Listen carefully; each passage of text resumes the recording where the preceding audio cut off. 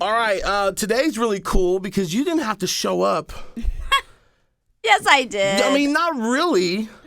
Hayley Listen. Kiyoko's in the studio. How are you? I'm so great. How are you doing? Pretty good. You know, a couple of weeks ago, me and my producer Angelina, we were on Twitter, and we came across a flyer that said that you were going to be in the Bay. We're like, what?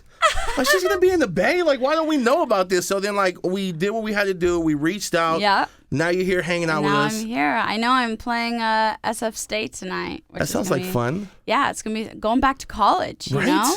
I'm excited. Never been. Never.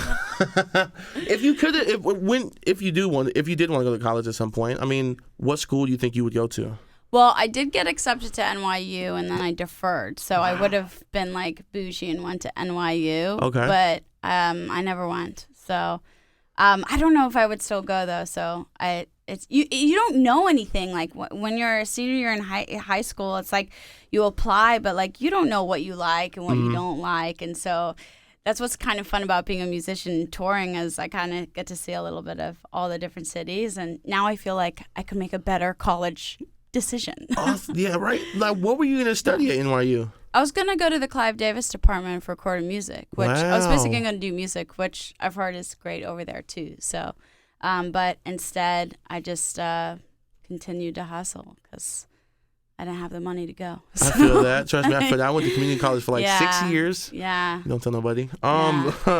Now you're in the Bay tonight, SF State performing. Just got back off a European tour, right? Yeah, it was so much fun. It was crazy. Europe is wild and beautiful, and the food's amazing. And but definitely happy to be home for a little bit. How long were you overseas? I did a European tour in October, and then we sold that out because I had no idea the fan base. And then we went back again, I think in February. And so we kind of like expanded the tour and kind of did more cities and added bigger venues. And so that was kind of like the encore tour. And so, yeah, it was really fun. Did you have a chance to visit and do the tourist thing and check out a bunch of places? I would consider myself a hardcore tourist. For sure. I mean, like, you basically have like 3 to 4 hours to see as much as you can if you have the energy to do so. So, like, you know, you basically go to like the main landmarks and just kind of like if you're in Paris, you get a croissant, and you know, you just go to the basic touristy things. So you end up being a total tourist. Yeah. There's nothing wrong with that. It's always nice to check things out. Yeah, I love being a tourist. Explore. Do you have like a highlight of that European tour, being overseas?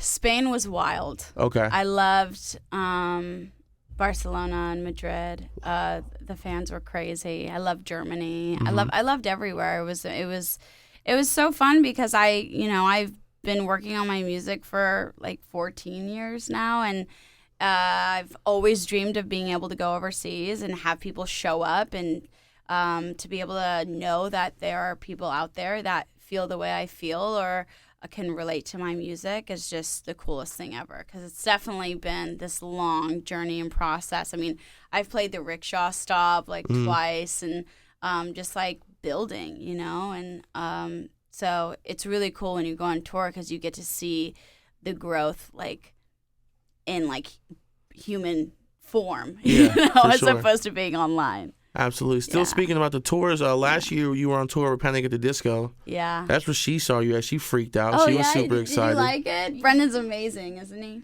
Yeah.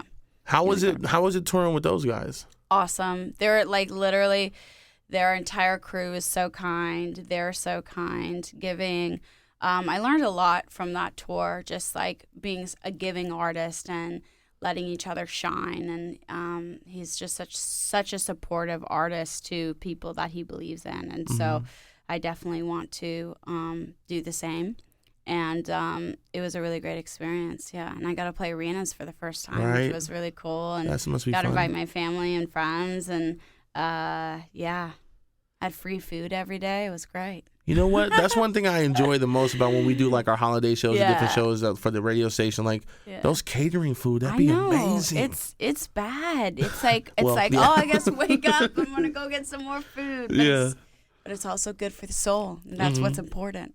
What are you working on right now? Like what have you been up to? I've been working on new music. Got some new music coming.